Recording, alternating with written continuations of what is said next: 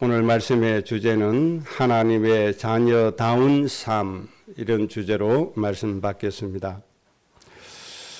베드로전서 5장 10절에 하나님 이렇게 말씀해 주셨습니다. 우리에게 구원과 천국을 주신 하나님이 우리가 복음 위에서 잠깐 고난을 받을 때, 이 땅을 살아갈 때 세 가지 응답을 주신다고 말씀했습니다.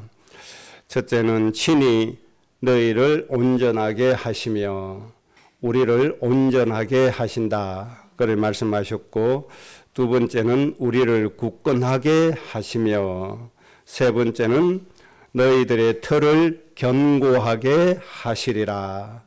세 가지가 기본적으로 우리를 인도하시는 하나님의 응답입니다. 하나님 친히, 때로는 하나님이 천사를 통해서도 역사하실 때 많이 있잖아요. 이것은 천사를 통해서 역사하시는 것이 아니고 하나님께서 몸소 하나님 친히 우리를 온전하게 하신다. 여러분, 이 축복 속에 들어가셔야 됩니다. 이 은혜로 사셔야 됩니다. 굳건하게 하신다. 하나님이 우리의 인생의 반석을 굳건하게 해주셔야 됩니다. 요동함이 없도록 하나님 그렇게 해주신다는 거죠. 그리고 우리의 인생의 틀을 아주 견고하게 해주시겠다. 반석과 같이 해주시겠다는 그런 말씀입니다. 그리고 오늘 읽은 본문 말씀처럼 고린도전서 16장 13절에 깨어 믿음에 굳게 서서 남자답게 강건하라, 그렇게 말씀했습니다. 뭐답게요? 남자답게 강건하라. 이것은 뭐 남자처럼 되라는 말씀이 아니죠. 힘을 상징하는 거잖아요. 힘. 그러니까 하나님이 우리를 향하여 소원을 가지고 계시는데, 하나님의 자녀가 되었으면 약하게 살지 마라, 연약함에 이르지 마라, 아주 강한 사람으로 살아가라, 그런 뜻입니다. 하나님 자녀다운 아주 강한, 강건한 그런 삶을 우리가 살아가 줘야 됩니다. 왜 그렇습니까? 전능하신 하나님의 자녀로서 마땅한 삶인 거죠. 우리를 자녀 삼아주신 하나님, 무능하신 하나님이 아닙니다.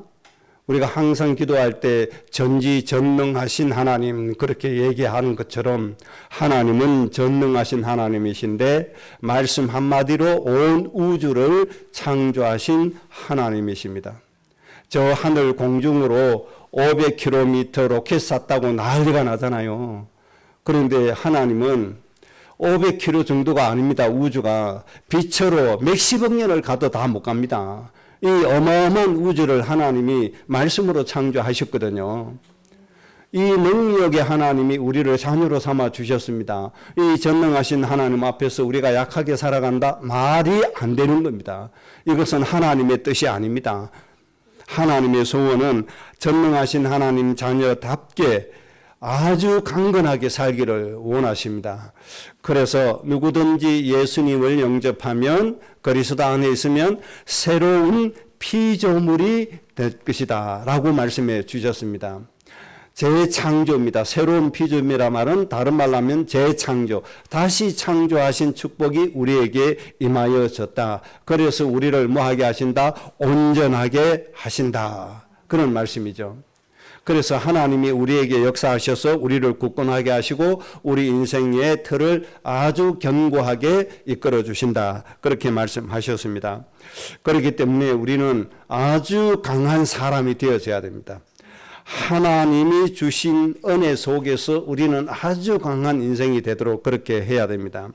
그래서 먼저 우리는 육신이 강건해져야 됩니다. 육신이 약하면 영적인 부분도 같이 더불어 약해질 수가 있습니다. 그래서 육신이 강건해지는 은혜가 우리에게 있어야 됩니다.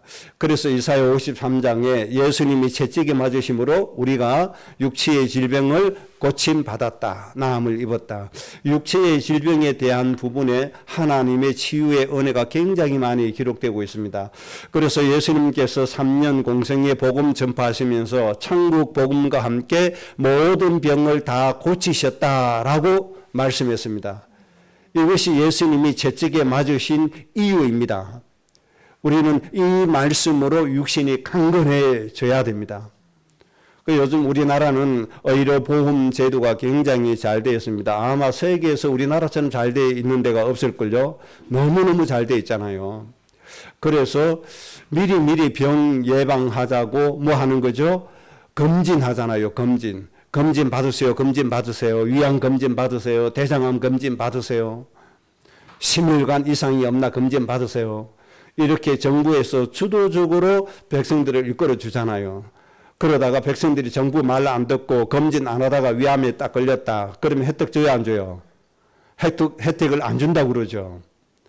미리 검진 잘해라 이 말이죠. 이런 제도 안에서 우리의 건강 관리도 중요합니다. 사회적인 제도도 중요한데, 그러나 하나님의 자녀는 먼저 누려야 될 것이 있습니다. 예수님이 채찍에 맞으심으로 우리가 나음을 입었다. 이 말씀을 먼저 누려봐야 됩니다, 여러분. 예수님이 괜히 채찍에 맞으셨을까요? 괜히 희롱을 당하셨을까요? 괜히 조롱을 당하셨을까요?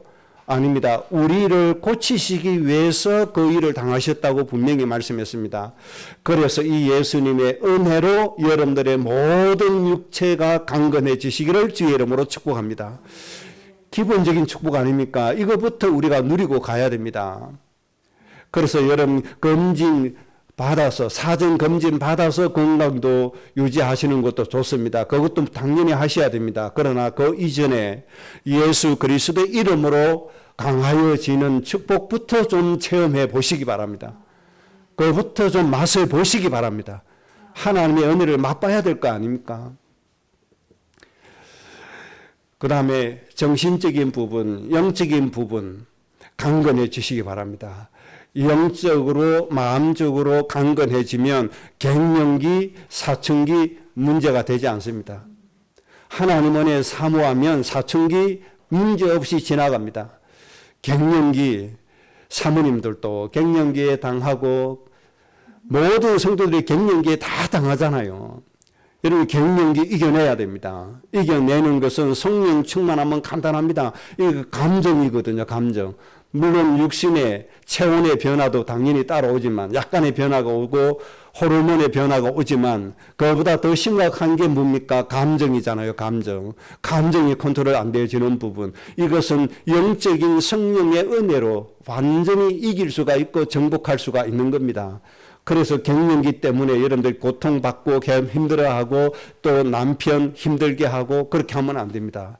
요즘은 남편들도 갱년기 시달린다고 하죠. 남자들도. 그래서 식구들 힘들게 하면 안 돼요. 하나님 은혜로 뭐가 되어야 돼요? 아주 강한 사람이 되어져야 돼요. 그래서 내 자신이 힘들어서 남을 힘들게 하는 수준으로 사는 것이 아니라 내가 강건함으로 다른 사람까지 강건케 해주는 이런 은혜로 우리가 살아져야 됩니다. 하나님께서 이 축복을 다 주셨습니다. 그래서 여러분 우리 자녀들에게 앞으로 유산을 남겨줘야 되잖아요. 유산을 남겨줘야 되는데 유산 중에 가장 큰 유산, 귀한 유산은 여러분들의 아주 건강하게 살아가는 모습을 자녀에게 보여주는 것. 이것이 가장 큰 유산이 되는 겁니다. 재산, 물질, 경제도 물려줘도 자녀에게 많은 도움이 되지만 그보다 진짜 도움이 되는 것은 영적으로 성령 충만하고 강건해서 아주 하나님의 은혜로 화목하게 지내는 모습, 영적으로 생각으로 마음으로 아주 건강하게 살아가는 모습을 자녀들에게 보여주는 겁니다. 아주 엄마 아빠가 사랑스럽게 아주 화목한 그런 모습을 보여주는 것. 이것이 자녀에게는 가장 중요한 자산이 되고 소중한 유산이 되어지는 겁니다.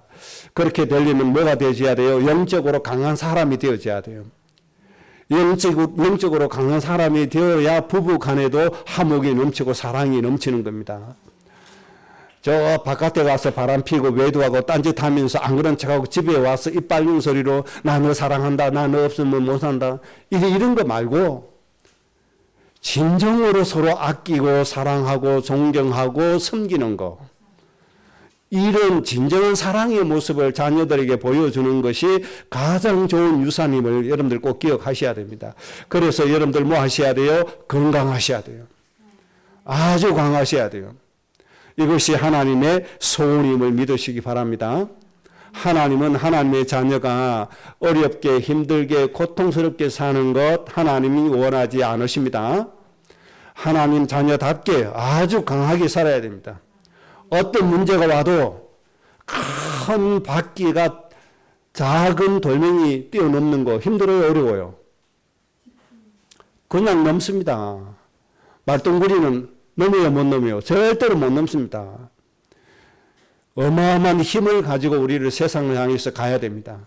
어떤 얼음이 와도 큰 전차가 치고 나가듯이 여러분들 그 얼음을 치고 나가는 그런 하나님의 힘을 가지고 여러분들이 사시기 바랍니다. 하나님의 소원입니다. 그래서 이웃에 영적인 문제에 있는 사람이 여러분에 찾아와서 여러분들 자꾸 여러분들 조롱하고 여러분에게 시비 걸고 해도 여러분들의 산과 같이 큰 믿음과 은혜가 있으면 그게 문제가 됩니까? 모든 걸 다 품어버립니다. 오히려 축복해 주는 사람이 되어집니다. 이런 아주 강한 사람, 아주 힘이 있는 사람, 이런 사람으로 하나님이 살아가기를 여러분을 향해서 소원하고 계십니다. 그리고 하나님이 여러분을 온전하게 하셨습니다. 굳건하게 하셨습니다. 여러분들 털을 강고하게 하셨습니다. 그렇기 때문에 아주 강한 사람으로 우리가 살아갈 수가 있습니다. 자, 그럼 우리가 기본적으로 강건하게 살기 위해서 어떻게 해야 되느냐? 네 가지를 잘 누리시면 됩니다. 네 가지를 잘 누리시면 되는데 디모데후서 2장 1절에 바울이 제자 디모데에게 권고하죠. 하나님의 은혜 가운데서 강해라. 아주 간단하게 한 줄로 딱 권면했습니다. 너 다른 거 할 것 없다. 하나님 은혜 가운데서 뭐 해라. 강하기만 하면 된다. 그렇게 말씀해 주신 거죠. 여러분은 강하기만 하면 됩니다. 이 강한 나의 인생이 되기 위해서는 네 가지를 여러분들 잘 누리셔야 됩니다. 네 가지 누림으로 아주 큰 강건한 그런 삶이 매일의 인생이 되시기를 바랍니다. 첫째는 반드시 우리가 누려야 될 것이 있습니다. 하나님이 자녀에게 첫 번째 주신 권세가 너희는 내 이름으로 무엇이든지 구해라. 그리하면 내가 이루리라. 그렇게 말씀해 주셨습니다. 자녀가 부모님에게 생선을 달라고 하면 뱀을 줄 자가 어디 있느냐 이렇게 반문하셨죠. 기도하면 하나님이 좋은 것으로 다 채워주신다 그 뜻이잖아요. 그래서 여러분 기도를 통해서 하나님이 강하게 해주신 은혜를 누리셔야 됩니다. 기도는 하나님의 것을 내 것으로 누릴 수 있는 도구가 되는 겁니다. 그래서 기도를 하지 않는다. 그러면 하나님의 그 능력을 내가 누릴 수가 없는 거예요. 기도하지 않는다. 하나님의 지혜를 내 지혜로 누릴 수가 없는 거예요. 기도하지 않는다. 세상에 줄 수 없는 평안을 하나님이 주신다고 했는데 이 평안을 내가 누릴 수가 없는 거예요. 하나님의 모든 능력, 축복은 무엇으로 누립니까? 기도로 누릴 수 있다는 겁니다. 그래서 에베소서 6장에 너희는 어떻게 기도해라? 성령 안에서 무시로 기도해라. 시간 없이 계속 기도해라. 시간 정해놓고 기도하는 것도 중요하지만 시도 때도 없이 기도해라. 하나님께서 말씀해 주셨습니다. 그리고 정말 하나님을 믿는 믿음을 가진 자의 기도는 역사하는 힘이 약합니까? 강합니까? 강하다고 말씀했습니다. 그 역사로 말미암아 모든 질병, 모든 흑암, 모든 고통 다 뛰어넘을 수 있는 겁니다. 무엇을 할 수 있어요? 기도로 강할 수가 있습니다. 그래서 기도를 많이 하면 할수록 하나님의 은혜가 강하여지고 커지는 겁니다. 그래서 어떻게 해야 돼요? 무시로 기도해야 돼요. 고민하지 말고 기도하시기 바랍니다. 사람 찾아가지 말고 기도하시기 바랍니다. 인터넷 검색하기 이전에 기도부터 하시기 바랍니다. 예수 그리스도의 이름으로 기도하면 누가 움직이십니까? 전능하신 하나님이 움직여 주시는 겁니다. 그래서 여러분들이 이 기도 때문에 내 삶이 너무나 기쁘다. 이 정도의 수준에 도달해야 됩니다. 내가 기도할 수 있기 때문에 내 마음이 참 평안하다. 이 수준에까지 도달해 있어야 됩니다. 우리가 이렇게 살지 않았던 거예요. 문제가 있으면 문제 속에 빠져서 살았고, 내 기분이 나쁘면 내 기분 나쁜 그 감정에 빠져서 살았지, 우리의 모든 문제 해결해 주시는 이 기도의 축복을 누리기를 유보하고 있었다는 겁니다. 이제 여러분 이 기도의 특권을 유보하지 않기를 바랍니다. 지금 당장 나의 것으로 충만하게 누리시기 바랍니다. 크든 작든 모든 일을 기도로서 누리셔야 됩니다. 어느 정도까지요? 행복해질 때까지 기도하셔야 됩니다. 기도를 맛보면 맛볼수록 기도가 좋아지는 겁니다. 이 기도를 맛본 어떤 목사님은요, 하루에 8시간을 기도한다는 거예요. 앉아서. 물론 중간에 왔다 갔다 이동도 하시겠죠. 그런데 이것을 비방하는 사람도 있습니다. 하루에 8시간 기도한다고 되냐? 이런 비방하는 사람도 있습니다. 그거는 그 사람 사정이고, 하루에 8시간 기도하시는 분은 기도의 맛을 봤기 때문에 그래요. 그런데 그 목사님이 주일에 한 번 모이는데 예배당에 15,000명의 성도가 모이는 교회 목사님입니다. 할 일이 없어서 8시간 앉아서 기도하고 있는 게 아닙니다. 성도가 한 주일 예배 모이는 성도 수가 15,000명이 넘는데 성도들 돌보기 위해서 시간이 얼마나 많이 들겠어요. 그럼에도 불구하고 하루에 8시간 기도한다. 이 말은 뭡니까? 예수 그리스도의 이름으로 기도해서 하나님이 성도를 돌보시게 하셨다 이 말입니다. 이게 좋습니까? 목사가 찾아가서 일일이 면전에서 검문하는 게 낫습니까? 저는 하나님이 성령의 감동으로 성도를 돌보는 게 훨씬 더 완벽하다고 믿습니다. 그게 훨씬 더 좋다고 봅니다. 여러분, 기도하는 재미로 사시기를 부탁드립니다. 기도하는 기쁨이 넘쳐야 됩니다. 기도하는 시간이 가장 평안하셔야 됩니다. 이 기도가 가장 행복해져서 하루에 4시간이고 5시간이고 8시간이고 기도할 수 있는 그런 사람이 꼭 되시기 바랍니다. 그리고 기도에 대해서 중요한 부분이 하나 있습니다. 우리는 예수님의 기도를 배워야 됩니다. 예수님의 기도는 제자를 위한 기도였습니다. 요한복음 17장이죠. 예수님의 기도는 제자를 위한 기도. 예수님이 제자를 위해서 3년 동안 기도하시는데 이 제자들이 어떤 사람이 되었습니까?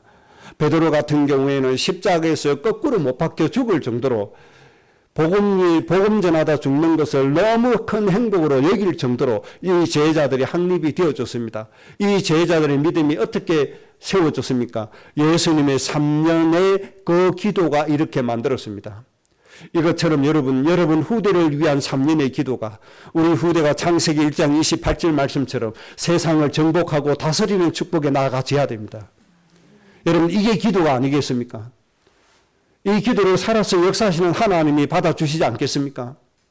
여러분 이 기도의 맛으로 사시기 바랍니다.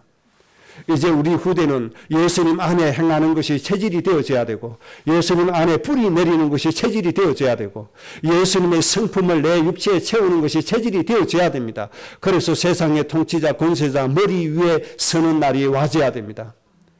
그때 골로새서 2장 15절 말씀처럼 세상의 통치자 권세자가 어떻게 합니까? 우리 후대 앞에 와서 무릎 꿇게 되어질 겁니다. 이때 말씀으로 전 세계를 섬기고 살리고 정복하고 다스리는 겁니다. 여러분 이것을 놓고 예수님처럼 3년 집중기도 해보세요. 반드시 제자들이 일어난 것처럼 우리 후대가 그렇게 일어나게 될 것입니다. 여러분 기도 외에는 없습니다. 기도 외에는 이런 이유가 일어날 수가 없다. 분명히 말씀했습니다. 여러분 기도하는 것이 가장 큰 즐거움 되시기 바랍니다. 이 기도가 얼마나 중요했던지 예수님께서 새벽 미명에 한적한 곳에 가서 기도하셨다고 했습니다. 꼭 새벽에 기도해라. 이 말씀도 중요합니다. 새벽에 기도하는 것도 중요하지만 예수님께서 왜 새벽 미명에 가셔야 돼요? 밤늦도록 온 무리가 큰 무리들이 예수님 따라다니니까 예수님이 기도할 시간이 없는 거예요. 이 새벽 미명 외에는 예수님이 기도할 시간이 없는 거예요. 그래서 예수님이 기도 시간을 찾았고 또 이 기도가 가장 중요하기 때문에 가장 먼저 기도하고 하루 일과를 시작하셨다는 겁니다. 사도 바울이 이 예수님 배웠습니다. 그래서 지역 전도 현장에 가서 복음부터 전한 것이 아니었죠. 성경에 보니까 뭐라고 말씀하십니까?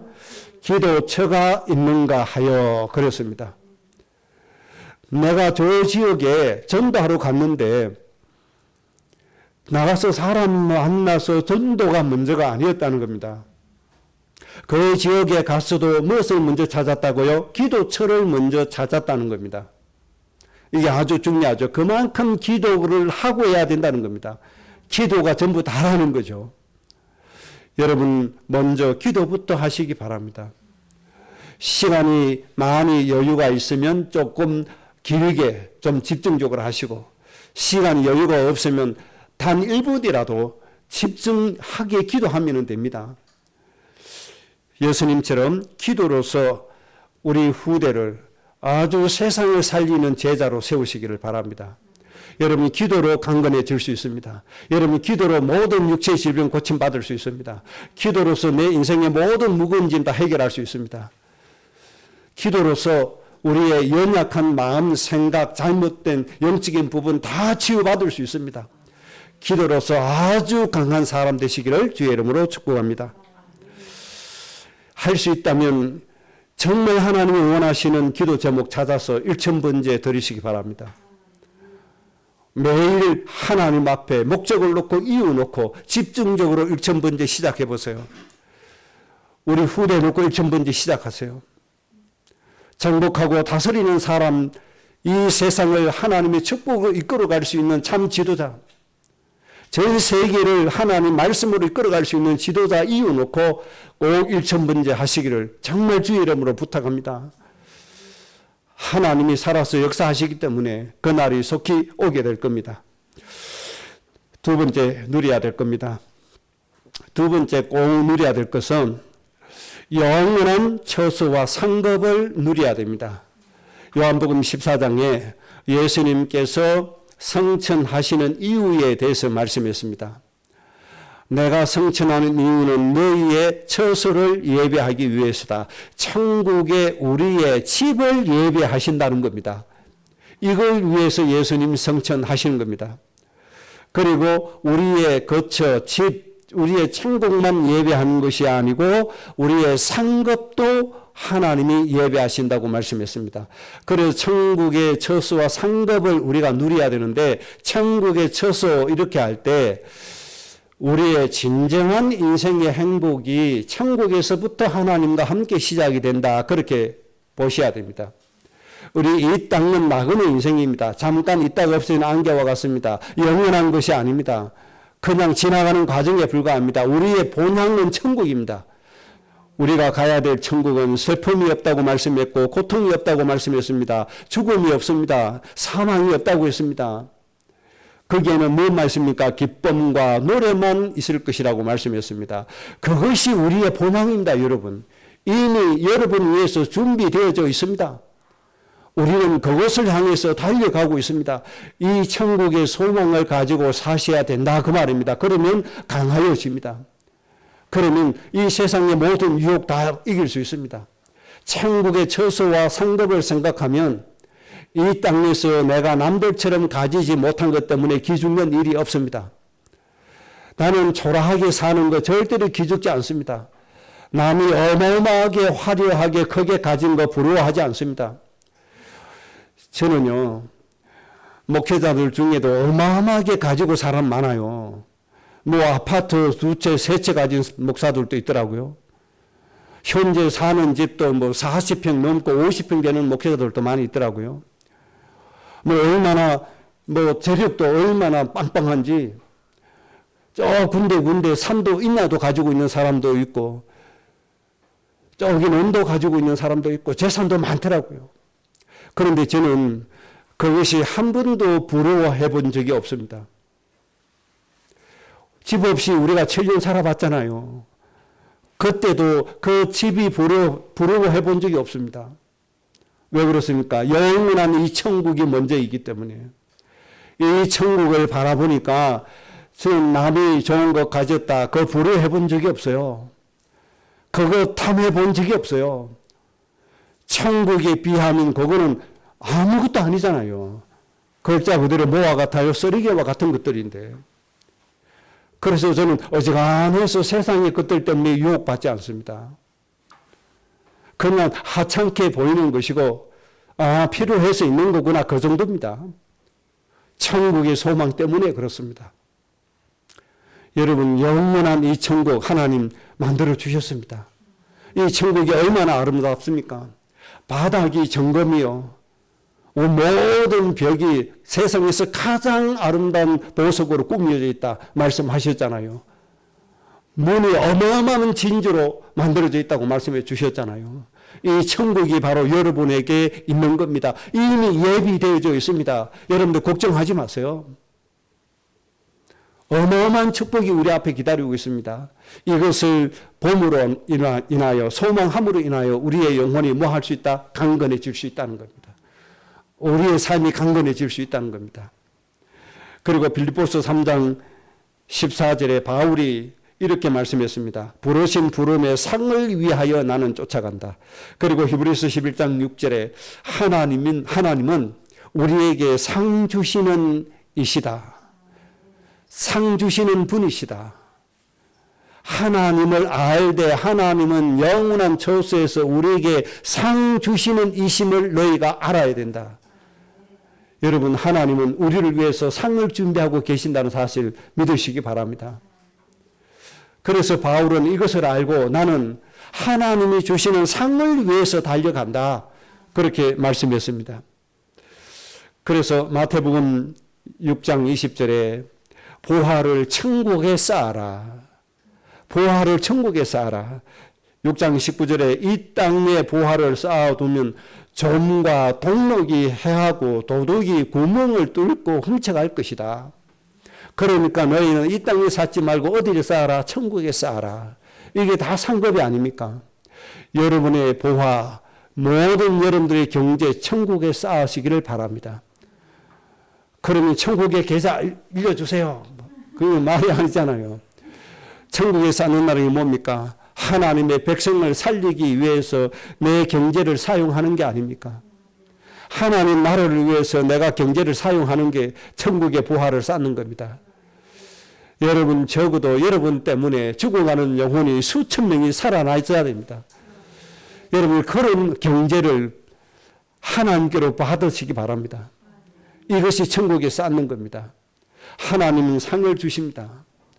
그래서 너희는 이 땅에서 대접을 받으라고 했어요? 대접받지 말라고 했어요?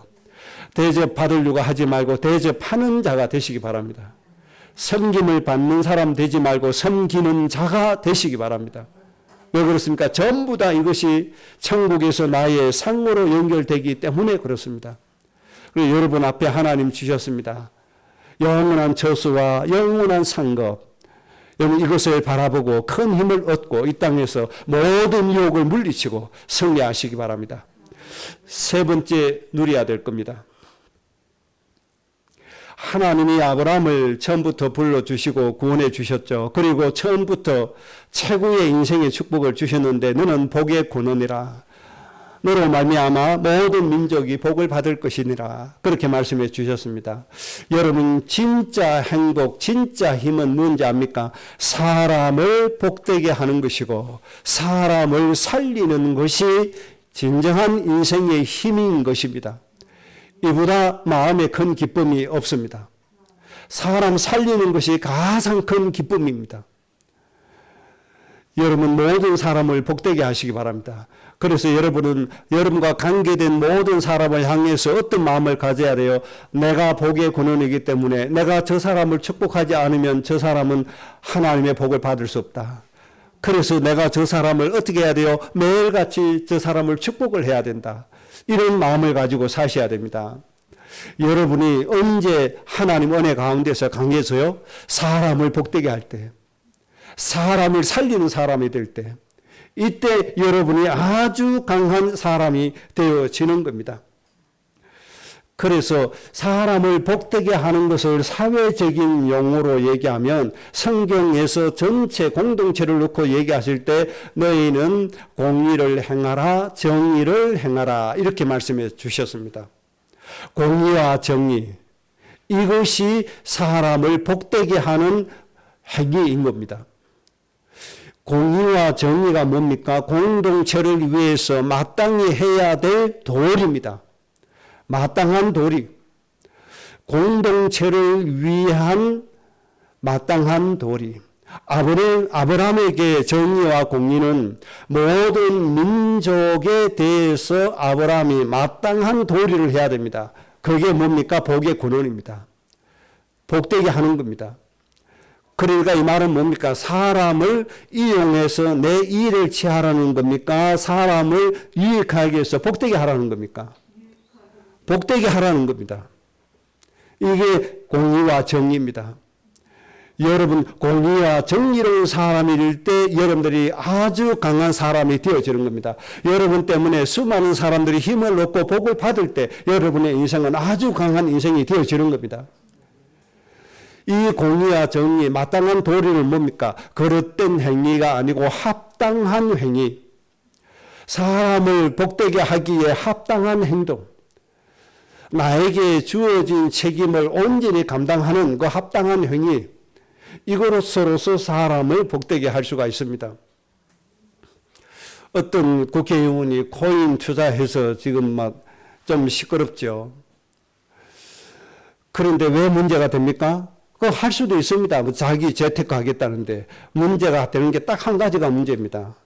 국회의원으로서 국회의 업무를 볼 때 업무 시간에 자기 코인 투자했다는 거, 그게 문제가 되는 거잖아요. 그래서 국회의원 선서가 뭡니까? 내 국회의원으로서 선출직 공직자로서 내가 해야 할 일은 사익을 취하지 않는다. 이 공적인 직분을 이용해서 사익을 챙기지 않는다. 이 선서를 하잖아요. 그런데 뭐가 된 거죠? 국회의 공적인 시간에 자기 사익을 위해서 했다 이 말입니다. 그래서 문제가 되는 거 아닙니까? 그는 정의롭지 못했다, 공의롭지 못했다 그 말입니다. 마땅히 나라를 위해서 해야 되는데 그래서 나라에서 세비를 주잖아요. 그래서 책임질 수 있도록 나라가 다 해주잖아요. 먹고 살 수 있도록 나라가 다 해주잖아요. 심지어 보좌관들까지 나라에서 다 대주잖아요. 뭐하라? 사익을 챙기지 말고 나라를 위해서 일해라. 그런데 나라를 위해서 일할 시간에 뭐 했어요? 자기 개인 이익을 추구하기 위해서 했다 이 말입니다. 그게 문제가 되는 겁니다. 그게 정의롭지 못하고 공의롭지 못하는 겁니다. 목사도 마찬가지입니다. 하나님께서 주신 직분은 뭡니까? 목자로서 양들에게 하나님의 생명의 양식을 전해야 되는데 이스라엘의 목자는 그렇게 하지 않았잖아요. 오히려 양들을 이용해서 자기의 탐욕을 채워가잖아요. 그래서 이스라엘이 망해가는 겁니다. 이 시대에 다 그렇게 가는 겁니다. 이 시대의 문제는 공의와 정의가 무너지는 겁니다. 마땅한 도리를 안 하는 겁니다. 목자로서 마땅한 도리 안 하는 겁니다. 그리고 우리 모든 성도들은 세상에 항해서 어떤 사람인가요? 예수 그리스도의 사신이요. 모든 세상 사람들을 향해서 생명의 빛이요. 세상의 빛이요. 세상의 소금이요. 예수 그리스도의 정민입니다. 이것이 우리의 책임입니다. 마땅히 해야 될 책임. 저 죽어가는 사람들에게 예수 그리스도의 생명의 빛을 보여줄 책임이 우리에게 있는 겁니다. 이것을 다 해야 정의롭고 공의로운 겁니다. 교회로서 해야 할 사명이 있어요, 없어요? 그 있는 겁니다. 저 죽어가는 영혼 살리는 게 교회의 사명 아닙니까? 이게 정의와 공의인 겁니다. 공동체를 위한 마땅한 도리. 여러분들 마땅한 도리로서 큰 힘을 얻으시기 바랍니다. 하나님이 힘을 주시는 겁니다. 여러분 때문에 사람이 살아나 보세요. 이보다 큰 힘이 없습니다. 여러분 헌신 때문에 사람이 회복되어 보세요. 이보다 큰 기쁨이 없습니다. 여러분 정말 체험해 보세요. 최고의 기쁨이고 최고의 즐거움입니다. 그리고 어마어마한 힘이 되어지는 겁니다. 그 어떤 문제도 문제가 되어지지 않습니다. 여러분 정의와 공의로서 하나님 앞에 아주 큰 강한 그런 사람이 되시기를 주의 이름으로 축복합니다. 네 번째입니다. 네 번째 누려야 될 것은 더러운 귀신을 내쫓는 권세를 누려야 됩니다. 이 세상 임금이라고 했습니다. 악한 마귀 사단이 세상 정치, 경제, 문화 모든 것 장악해가지고 사람을 죽이고 있습니다. 그래서 우리는 이 지구상에 사람을 해하고 사람을 죽이는 이 더러운 귀신을 내쫓는 권세를 누려야 됩니다. 예수님 제자를 파송하실 때 제일 먼저 주신 게 뭡니까? 더러운 귀신을 쫓아내는 권세를 주셨다라고 말씀했습니다. 여러분, 가정을 속이는 더러운 귀신 내쫓으시기 바랍니다. 그래야 거짓된 것에 속지 않습니다. 거짓말에 속지 않습니다. 거짓을 이기는 방법이 더러운 귀신을 내쫓는 겁니다. 악한 마귀 사단은 우리 가정에 고통을 주어서 망하게 하려고 합니다. 고통을 이기는 방법이 더러운 귀신을 내쫓는 겁니다. 이 지역과 전 세계 인간에게 고통을 주는 더러운 귀신, 이 지구 밖으로 쫓아내야 됩니다. 여러분, 이 기도 누리셔야 됩니다. 그리고 악한 마귀 사단의 목적은 모든 사람을 죽이는 겁니다. 사람을 죽이는 이 악한 마귀 사단을 내쫓아야 됩니다. 교통사고를 일으켜서 죽입니다. 며칠 전에 제주도에서 대구 오는 아시아나 항공 여객기의 문을 어떤 남자가 열어버렸죠.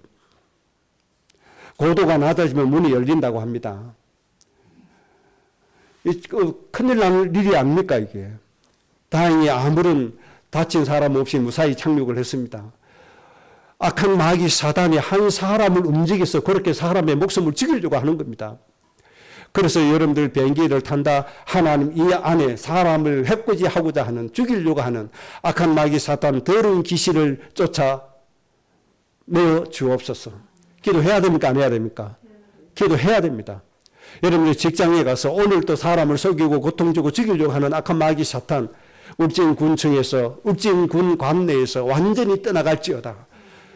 여러분 기도해야 돼요? 안 해야 돼요? 해야 됩니다, 여러분.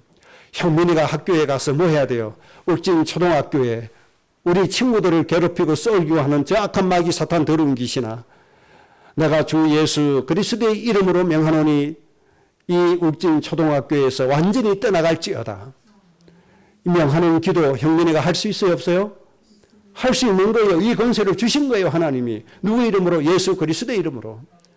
이 더러운 귀신 내쫓아야 됩니다. 여러분 가문에 악한 마귀 사단이 쏘깁니다. 쏘겨서 고통 줍니다. 그리고 죽이려고 합니다. 이 더러운 귀신아 주 예수 그리스도의 이름으로 결박되어 떠나갈지어다. 더러운 귀신을 내쫓는 이 어마어마한 권세 충만하게 누리시기 바랍니다. 그래야 우리 가정이 강건하여지고 우리 개인이 강하여지고 내 영혼이 강하여지는 겁니다. 안 쫓아내면 더러운 귀신이 쏘깁니다. 강력한 전사로 쏘깁니다. 내 영혼 다 병들게 합니다. 예수님 한쪽엔 예수님 이름 부르고 한쪽은 마귀 따라가고 이럽니다. 그러다가 정말 인생의 즐거움과 행복을 다 놓쳐버리고 삽니다. 그러나 나중에 남는 건 뭐밖에 없습니까? 마귀의 결과밖에 안 남습니다. 내 영혼이 강하여져야 됩니다. 그래서 하나님의 뜻이냐 마귀의 것이냐 분별할 수 있는 힘이 있어야 될 거 아닙니까? 분별할 수 있는 힘이 있어야 강한 사람이 아닙니까? 그러려고 하니까 나를 썰기려고 하는 더러운 귀신아 예수 그리스도의 이름으로 떠나갈지어다. 기도해야 돼요? 안 해야 돼요? 기도해야 돼요. 사람을 통해서 이 세상에 무엇을 통해서라도 마귀는 나를 넘어뜨리려고 합니다. 이 악한 마귀 사단을 예수 그리스도의 이름으로 꺾으시기 바랍니다. 그러면 우리는 하나님 안에서 강건한 사람이 되어집니다. 결론입니다. 우리가 어떤 안 좋은 조건과 환경에 있고 어떤 문제가 우리를 힘들게 하더라도 그 환경 속에서도 기쁨과 감사가 될 정도로 여러분을 꼭 강건해지시기 바랍니다. 어떤 문제가 일어나도 어떤 안 좋은 문제가 와도 거기에서 감사와 기쁨이 넘쳐날 정도로 여러분들이 아주 강한 사람이 되셔야 됩니다. 그래야 역사를 움직일 수가 있습니다. 예를 들면 손양원 목사님 같은 그 신앙이 한 시대 영적인 흐름을 바꾸지 않았습니까?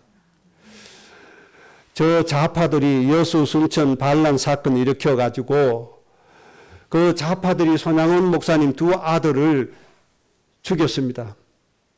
이때 손양원 목사님이 하나님 앞에 감사와 기쁨을 드렸습니다. 물론 육신으로 큰 아픔을 고하기도 했죠. 큰 아픔을 가지고 기쁨과 감사를 했는데 그 감사한 내용이 뭡니까? 하나님, 한 가정에 선교자 한 사람만 나와도 큰 영광인데 이런 작은, 우리 같은 작은 종의 가정에 선교자 2사람이나 나오게 하니 하나님 너무 감사하고 하나님 너무 기쁩니다. 이게 손양원 목사님의 영적인 힘이거든요. 여러분, 우리가 이 힘을 가지고 사셔야 됩니다. 그리고 감옥에도 많이 투옥됐죠. 또 하나님께 감사합니다. 건강이 안 좋아요, 목사님이. 음식을 잘 못 드시니까 뭐라고 합니까? 하나님, 내 체구를 작게 만들어 주시고 내 위가 안 좋게 만들어서 소식할 수 있도록 해 주시니 하나님 너무 감사하고 하나님 너무 감사합니다. 우리는 뭐 하죠? 당장 걱정부터 하잖아요. 어쩌다 내 건강이 이렇게 약해서 하잖아요. 여러분, 영적으로 강하면 그렇게 되어지는 겁니다. 이 손 목사님의 이 신앙이 한국 전체, 세계 전체의 영적인 흐름을 완전히 바꿔버렸습니다, 여러분. 여러분의 가정이 이런 영적인 힘으로 세계를 살리는 복된 가정 되시기를 주의 이름으로 축복합니다. 합심으로 기도하십시다. 4가지 누림으로 정말 하나님이 원하신 것처럼 아주 강건하게 살아갈 수 있게 해달라고요. 합심으로 기도하십니다.